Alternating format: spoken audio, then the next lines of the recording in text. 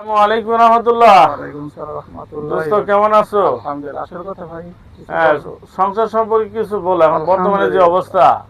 আসলে কথা কি বন্ধু, একটা মানুষ, পুরুষ মানুষ সংসারের জন্য 8 ঘন্টা 12 ঘন্টা ডিউটি করে, তা আমার সংসার আয় উন্নতি নাই। কিসের কারণে জানেন? আল্লাহ পাক হুকুম নাই, এর জন্য সংসারের মধ্যে আয় বরকত নাই। আল্লাহ রাসূল বলছে, তুমি নামাজ পড়ে আর ফজর নামাজ পড়ে আর রিজিকের সন্ধানে পারো, রিজিক দেওয়ার মালিক একমাত্র আল্লাহ। তো ভাই বোনকে বলতেছি, একটা পুরুষ মানুষ সংসারের জন্য অনেক কষ্ট করে, তারপরও ঘরের শান্তি কেন পায় না? আল্লাহ হুকুম নাই এই কারণে। আল্লাহ রাসূল বলছে, আল্লাহ পাকের হুকুম মানতে যে চলবো, আল্লাহ তার দুনিয়াও শান্তি দিবেন ও আখেরাতেও শান্তি দান করবেন। কিন্তু আজকাল মানুষ আল্লাহকে দুই রাকাত নামাজ পড়ে আল্লাহকে দোয়াও করে না যে আল্লাহ আমার যাতে পেরেশানি আছে পেরেশানিকে দূর করে দাও। মানুষ এই আল্লাহর দিকে নাই।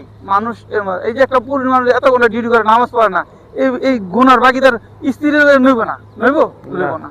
কিন্তু আমার কর্তব্য সব দুনিয়াও ঠিক রাখিয়া আখেরাত ঠিক রাখতে হবে। দুনো দিকে ঠিক রাখলে মরার পরে আল্লাহ তাআলা একটা শান্তি দান করবেন। শান্তি আমরা সবাই চাই না ভাইয়ারা? চাই। ইনশাআল্লাহ। ইনশাআল্লাহ। আছে না বন্ধু? এ ভাই শুনতে পেরেছেন না? কোন দেশে বিমান রে ভাই?